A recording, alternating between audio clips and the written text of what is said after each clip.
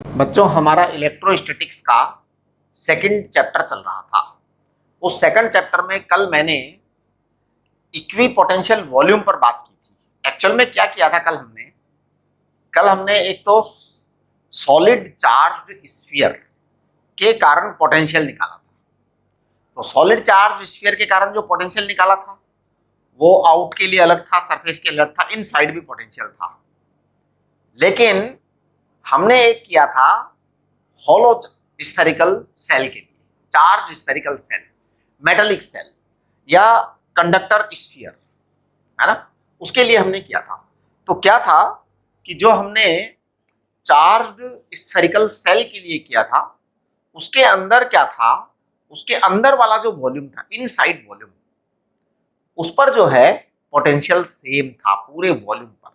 तो आप देखिए वो जो है उसको मैं एक बार रिकॉल कर देता हूं आपको, क्योंकि बहुत इंपॉर्टेंट, सबसे इंपॉर्टेंट चीज वही है इस चैप्टर की। मैं उसको रिकॉल कर देता हूं। एक इलेक्ट्रिक पोटेंशियल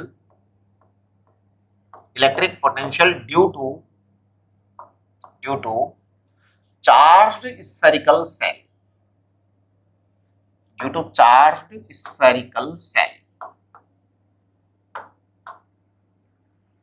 इसका मतलब मेटेलिक स्फीयर को जो भी चार्ज दिया जाता है ना, that charge is only on outer surface, अंदर कुछ नहीं होता।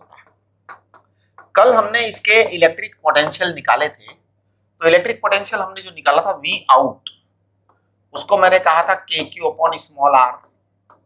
वी एट सरफेस, इसको मैंने कहा था के क्यू अपॉन कैपिटल आर। अगर वी इन की बात करते हैं इसको मैंने कहा था के क्यू अपॉन कैपिटल आर। अगर वी सेंटर की बात करते हैं इसको मैंने कहा था के क्यू अपॉन कैपिटल आर। इसका मतलब ये हुआ ये सब सेम है, कांस्टेंट है। तो एक्चुअली इसका जो इनर वॉल्यूम है, इसके इनसाइड वॉल्यूम जो है, इस वॉल्यूम का नाम है इक्विपोटेंशियल वॉल्यूम।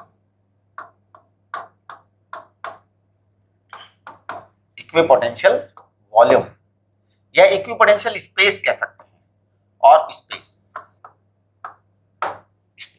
ठीक है ना।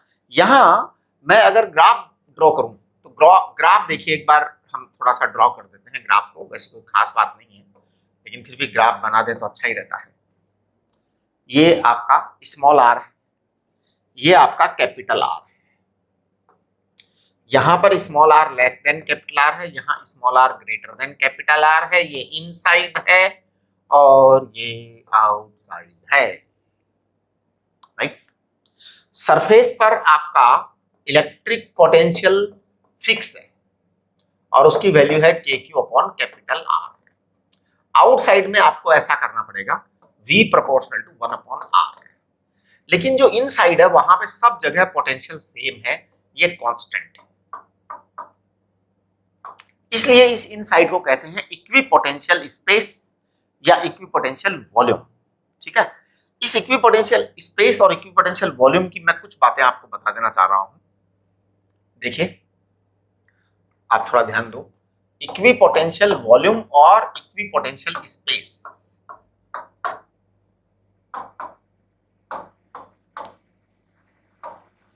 और इक्विपोटेंशियल स्पेस,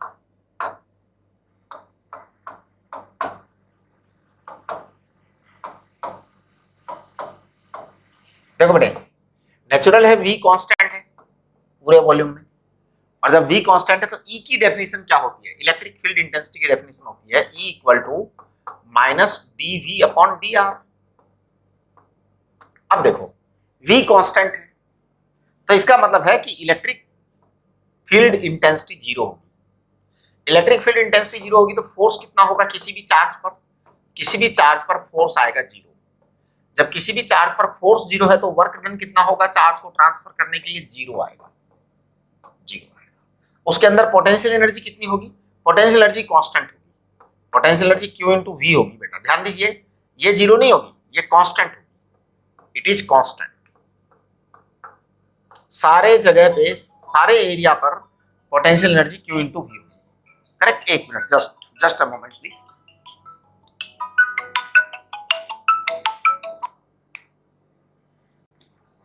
तो ये आपकी पोटेंशियल एनर्जी जो है ना ये कांस्टेंट रहेगी हमेशा के लिए। चलिए अब इसके बाद में इस चैप्टर का एक बहुत इंपॉर्टेंट पोर्शन है, वो है डाइपोल। डाइपोल जो है वो हमने आपको पहले भी बताया था, आज दोबारा बताएंगे। पहले हमने डाइपोल के बारे में जो बातें की थी वो केवल इलेक्ट्रिक फील्ड इंटेंसिटी की बातें की थी। आज मैं इलेक्ट्रिक पोटेंशियल की बात करूंगा और इलेक्ट्रिक पोटेंशियल के साथ साथ मैं एक बहुत इंपॉर्टेंट काम करूंगा, डाइपोल का सारा रिजल्ट एक जगह कलेक्ट करूंगा, जैसे हमने पिछले चैप्टर में किया और इस चैप्टर में किया। सारे रिजल्ट को मैं एक जगह कलेक्ट करूंगा। तो आप लोग आज वाला जो है ना ये डाइपोल को अच्छी तरह समझ लीजिए। इलेक्ट्रिक डाइपोल आप जानते ही हैं, तो वो सब अपन कर चुके हैं, उसको हम एक बार रिकॉल करेंगे खाली।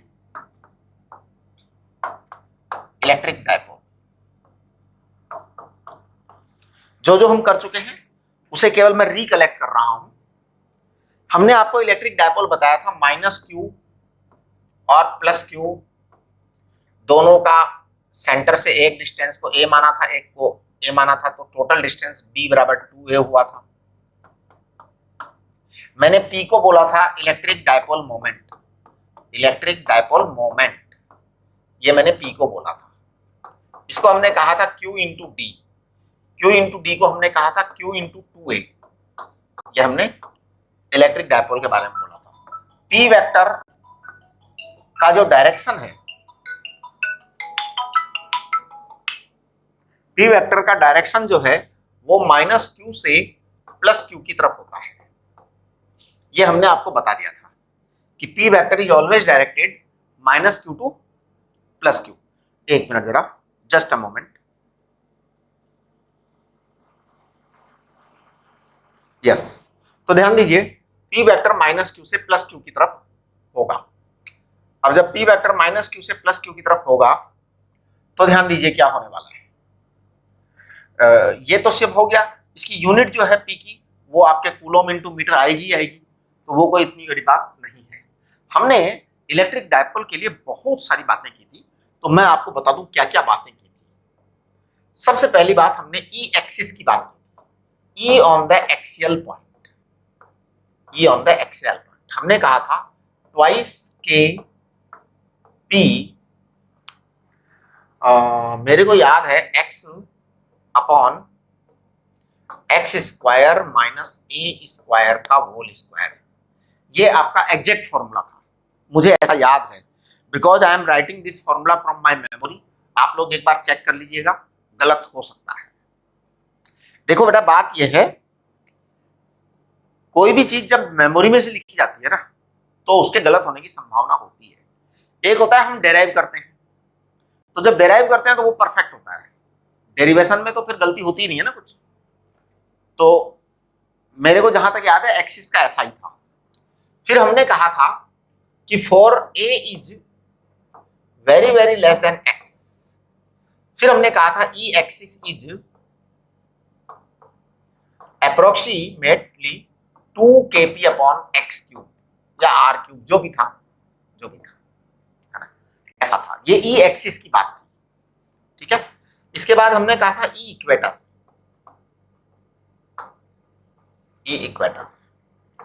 इक्वेटर वाला जो मामला था वो था kp x, नहीं सॉरी kp था, x नहीं था,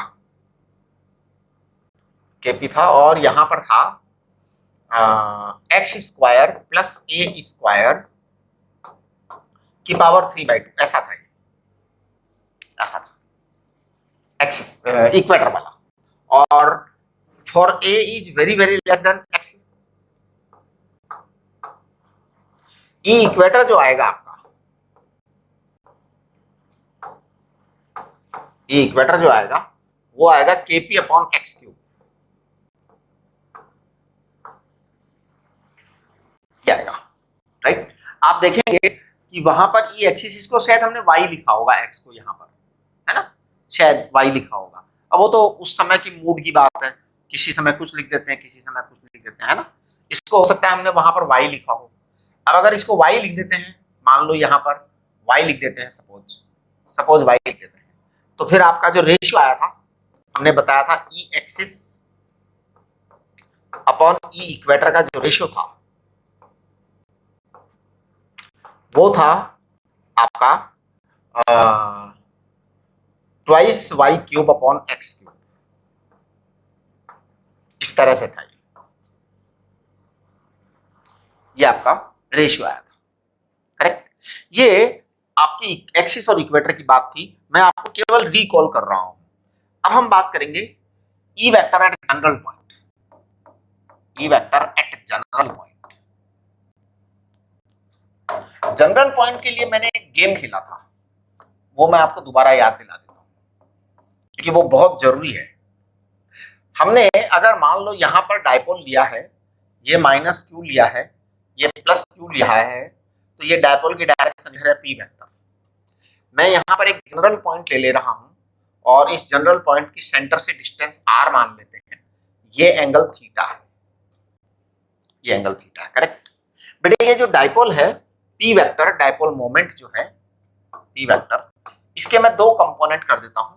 एक कंपोनेंट मैं इधर की तरफ कर दूंगा, पी वेक्टर का कंपोनेंट आएगा इधर की तरफ, तो पी वेक्टर कॉस थीटा आएगा, कॉस थीटा आएगा। एक कंपोनेंट इधर की तरफ हो जाएगा जो पी वेक्टर साइन थीटा आएगा। आप ध्यान दीजिए साइन थीटा। एक्चुअली हमने पी वेक्टर के कंपोनेंट किए हैं, एक अलोंग दिस लाइन और एक अलोंग दिस लाइन। ऐसा करने से क्या फायदा हुआ? ऐसा करने से यह फायदा हुआ कि इस पॉइंट पर हमारे पास ये पी कॉस थीटा जो है, इसके लिए हम लगाएंगे एक्सिस वाला फार्मूला, और जो पी साइन थीटा है उसके लिए हम लगाएंगे इक्वेटर वाला फार्मूला।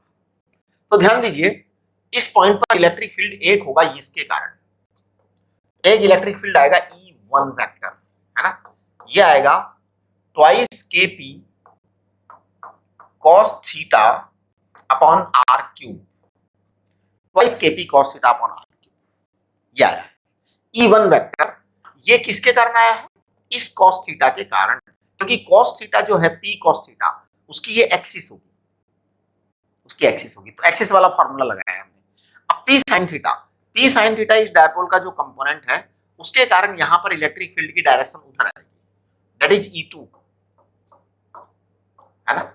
वो जो E2 वेक्टर आएगा वो E2 वेक्टर था हमारा, मतलब वो उस डायरेक्शन में है ना। तो E2 वेक्टर की वैल्यू जो थी वो थी हमारी Kp साइन थीटा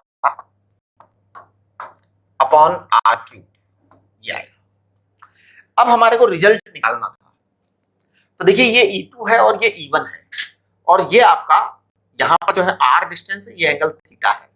अगर मैं रिजल्ट की बात करूंगा तो बट नेचुरल है कि इन दोनों का जो रिजल्ट आएगा वो कहीं बीच में आएगा।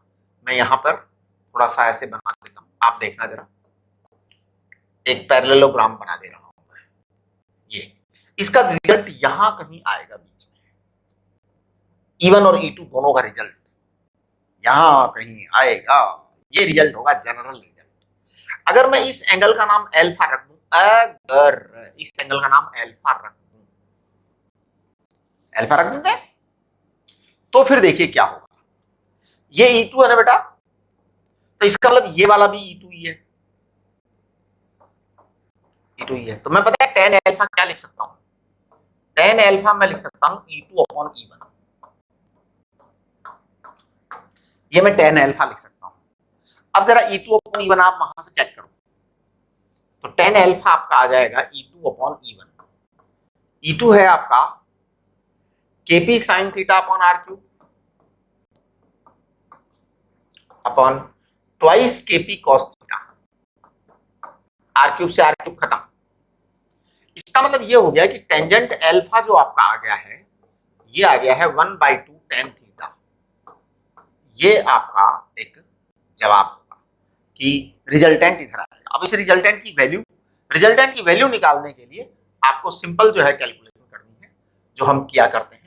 E इक्वल टू क्या, under root E1 square plus E2 square. बिल्कुल, जब दो वेक्टर्स परपेंडिकुलर होते हैं तो रिजल्ट निकालने में आप E1 square plus E2 square कर देते हैं। अब ध्यान दो, आप यहां पर आप Kp अपॉन आर क्यूब को कॉमन निकाल सकते हैं E1 E2 में से। E1 E2 की जो वैल्यू है ना बेटा, उसमें से आप Kp अपॉन आर क्यूब को कॉमन निकाल सकते हैं। तो देखिए मैं Kp अपॉन आर क्यूब बाहर निकाल देता हूं और बाकी कैलकुलेशन कर रहा हूं। कर चुके हैं हम एक बार कर चुके हैं, बस मैं रिकॉल करवा रहा हूं खाली आपसे। 2 cos theta square plus sine theta का square.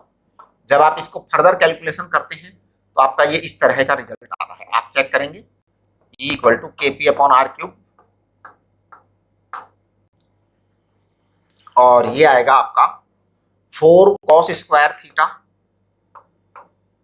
Plus sine square theta.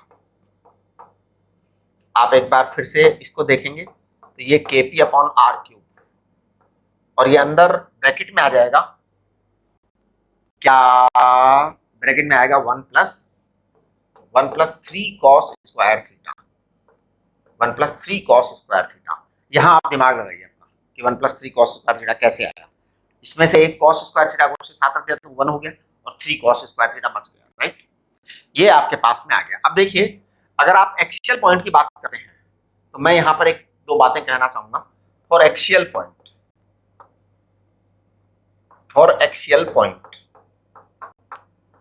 बेटा, एक्सियल पॉइंट के लिए थीटा बराबर 0 डिग्री होता है।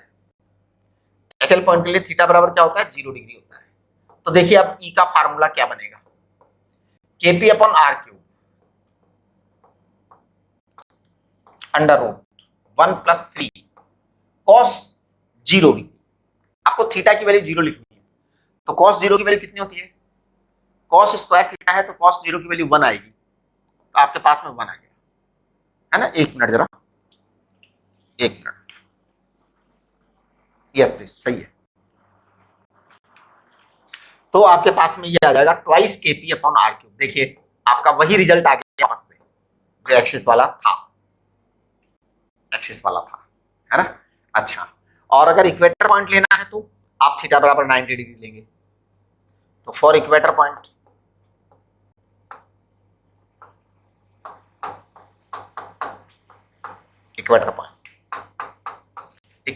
के लिए आप थीटा बराबर देंगे 90 डिग्री।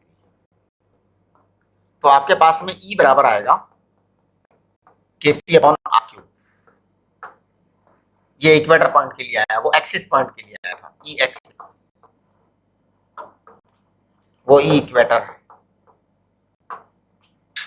आपने अगर इसको रिकॉल कर लिया है ना तो इसका मतलब यह है कि डायपोल का कोई क्वेश्चन अब आपसे अटकेगा नहीं, अगर आपने अच्छी तरह से इसको कर लिया। तो ये मैंने पूरा जो है ना इलेक्ट्रोस्टैटिक्स वाला डायपोल पढ़ा दिया है। अब हम बात करेंगे पोटेंशियल पर। तो पोटेंशियल बिकॉज ऑफ डायपोल, है ना। तो अब हमारा टॉपिक है electric potential due to dipole. चलिए जी, electric potential due to electric dipole. देखो बेटा, इसके भी मैं 3 काम करूंगा। सबसे पहले एक्सिस पर, फिर इक्वेटर पर, और उसके बाद जनरल पॉइंट पर, राइट। तो मैं सबसे पहले एक्सिस पर बात करता हूं। तो देखिए ये आपके बोर्ड में पूछा जाता है, बोर्ड में क्या पूछा जाता है, deduce an expression for the electric potential due to a dipole on the axial point और इक्वेटर पॉइंट, है ना। तो अब हम बात करेंगे electric potential on axial point.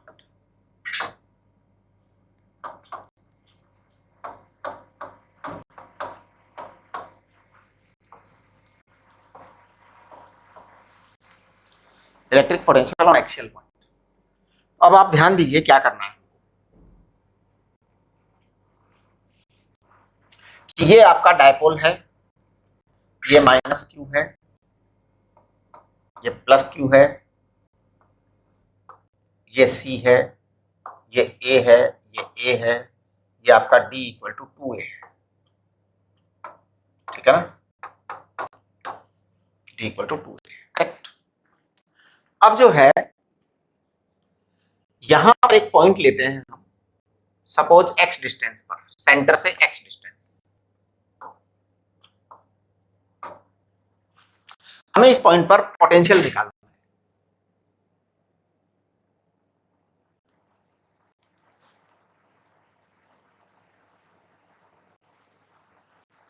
क्या हो रहा है भाई? पोटेंशियल निकालना है, कुछ डिस्टर्बेंस आ रहा है।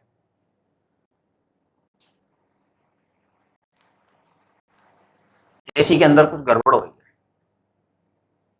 देखते हैं क्या होता है। V जो है हमें निकालना है, तो ध्यान दीजिए, सबसे पहले हम प्लस क्यू चार्ज के कारण निकालेंगे, फिर माइनस क्यू चार्ज के कारण निकालेंगे। देखिए V positive, that is electric potential due two plus Q charge, plus Q charge. तो ये आएगा बेटा आपका के क्यू अपॉन डिस्टेंस कितनी है, x minus a, x minus a. चलिए फिर V negative, that is electric potential due to negative charge due to minus q. तो ये आपका आएगा, अच्छा लाइट गई है, चलिए कोई बात नहीं, k minus q upon x plus a, ये आएगा इसमें। ये एक मिनट, मेरे को लग रहा है आंधी आ रही है, बाहर आंधी आ रही है, प्रॉब्लम ये हो रही है। हाँ चलो कोई बात नहीं, अपन जरा इसको कैलकुलेट कर लेते हैं सबसे पहले। तो ध्यान दीजिए, V टोटल, V नेट, तो नेट इलेक्ट्रिक पोटेंशियल दोनों का ऐड करना पड़ेगा साहब, नेट इलेक्ट्रिक पोटेंशियल दोनों का ऐड करना पड़ेगा। तो दोनों का जब ऐड करेंगे तो देखो क्या होगा, ये दोनों का ऐड करेंगे तो ये आएगा के क्यू एक्स माइनस ए माइनस के क्यू एक्स प्लस ए, राइट। तो ध्यान दीजिए आप, के Q x square minus a square, x plus ए और माइनस एक्स माइनस ए, तो जरा चेक करो, एक्स प्लस ए माइनस एक्स माइनस ए, तो ये 2a आ जाएगा यहाँ पर, आप चेक करो, this is coming k q into 2a, q into 2a upon x square minus a square, ये आपका आ गया। तो ये v कहाँ आया, एक्सियल पॉइंट पर आया साहब, ये v एक्सिस पर आया है, ध्यान रखिए। इक्वेटर वाली बात अभी हम थोड़ी देर में करेंगे, इक्वेटर वाली बात अभी हम थोड़ी देर में करेंगे। ये k p upon x square minus a square, ये आ गया। For small dipole, for small dipole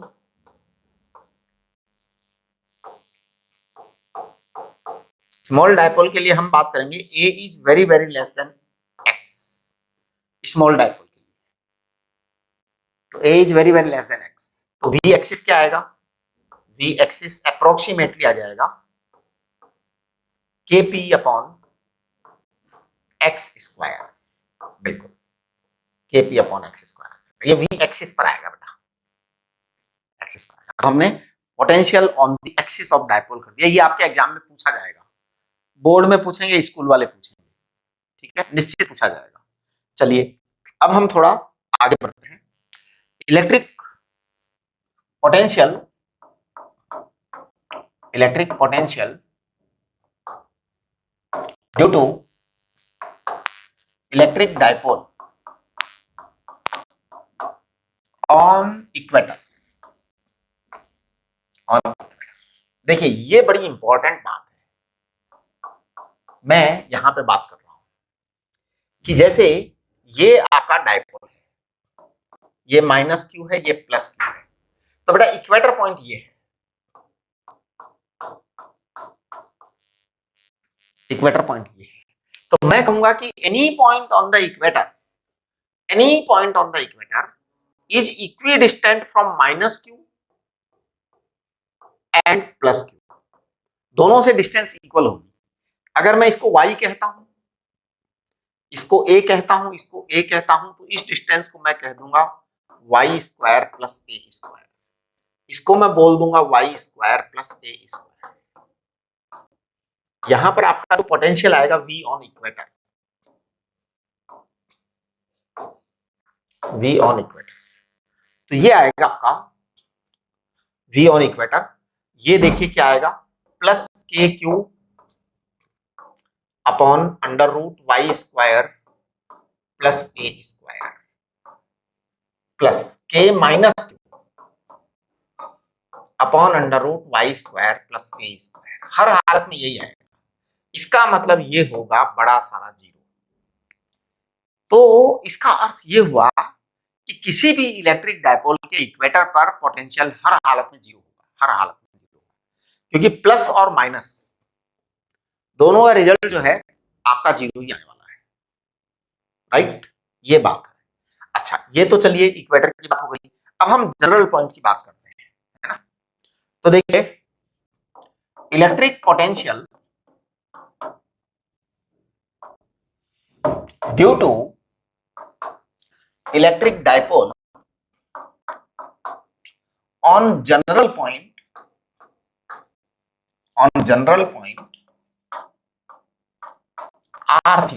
r theta is the name of the point। ये क्या नेम है? देखो वो वही नियम है जो अभी थोड़ी देर पहले हमने लिया। r थीटा डिस्टेंस r है, एंगल थीटा बना रहा है। तो देखिए मैं लिख रहा हूं यहाँ पे, मैं यहाँ डायपोल बना रहा हूं।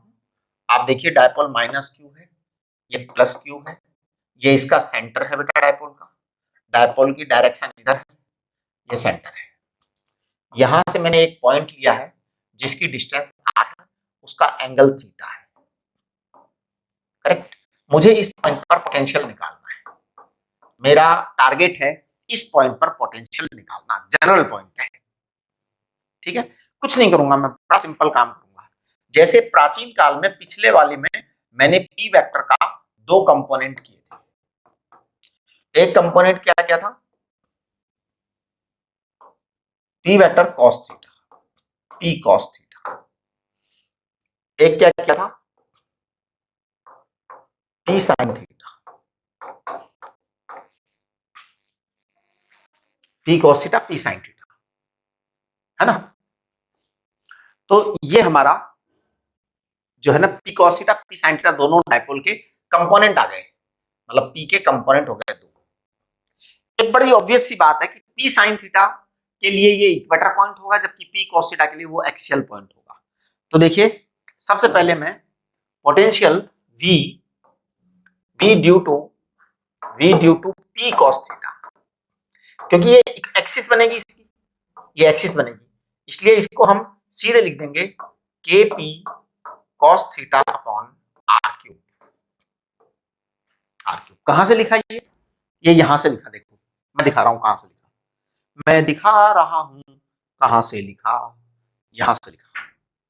अरे गलती से क्यूब लिख दिया होगा मैंने, आर स्क्वायर लिखना है, स्क्वायर है बेटा ये, है ना? हाँ, तो ये देखो मैंने शायद क्यूब लिख दिया, हाँ आई एम सॉरी। इसमें हम, अरे ये क्या हुआ? बाबा, अच्छा तो अब हम इसको मिटाएं। पता नहीं क्या चक्कर है, इनका सिस्टम क्या है। ये आर स्क्वायर है, करेक्ट? ये v due to p cos theta है, करेक्ट? अब देखिए फिर मैं बोलूंगा v due to p sine theta, ये तो जीरो आएगा साहब, ये तो जीरो आएगा। यानी कि एक्चुअल पोटेंशियल जो रहा है वो आपका हो गया v नेट, और वो v नेट हमेशा होगा K p cos theta upon r cube. ये आपके डायपोल के पोटेंशियल वाली बातें सारी हो गई कंप्लीट। अब हम जो है डायपोल की जो है ना वो कैलकुलेट करेंगे, पोटेंशियल एनर्जी और डायपोल का work done in the electric field, अलग अलग डायरेक्शन से घूमेगा। स्टेबल इक्विलिब्रियम, अनस्टेबल इक्विलिब्रियम की बातें करेंगे, पोटेंशियल एनर्जी की बात करेंगे। मेरे को लगता है ये इस वीक में ये चैप्टर आपका कंप्लीट हो जाएगा। इस वीक में आपका इलेक्ट्रिक पोटेंशियल वाला चैप्टर कंप्लीट हो जाएगा, फिर हम कैपेसिटर वाला चैप्टर चालू कर देंगे। हम रुकेंगे नहीं, बस बढ़ते जाएंगे बढ़ते जाएंगे। तो जैसे इस वीक में इलेक्ट्रिक पोटेंशियल कंप्लीट हो जाएगा तो फिर हम कैपेसिटर चालू कर देंगे। अच्छा, इलेक्ट्रिक कैपेसिटर जैसे ही हम चालू करेंगे तो एक बात हम करेंगे, ध्यान देना, इलेक्ट्रिक कैपेसिटर और नेक्स्ट चैप्टर जो है इलेक्ट्रिक सर्किट्स, है ना।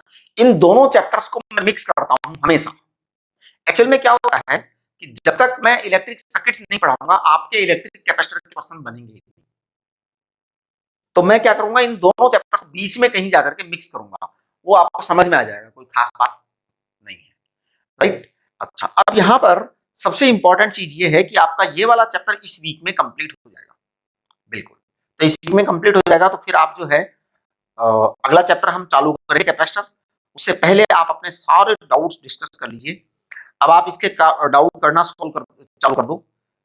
जो है ना डीपीपी 10 तक पहले कंप्लीट करो, उसके बाद करना आगे, ठीक है। यस, तो आज के लिए काफी है ना। लाइट गई हुई है, तो ये आप जो है ना अच्छे तरह से नोट्स बना लीजिए सारा। आज के एक्चुअल में लेक्चर में सबसे खास बात रही कि आपका जो डायपोल का इलेक्ट्रिक फील्ड वाला पोर्शन था, इलेक्ट्रिक फील्ड इंटेंसिटी वाला, वो एक तरीके से पूरा पूरा रिवाइज हो गया है और पोटेंशियल मैंने कैलकुलेट कर ही दिया है, राइट। चलिए, नमस्ते।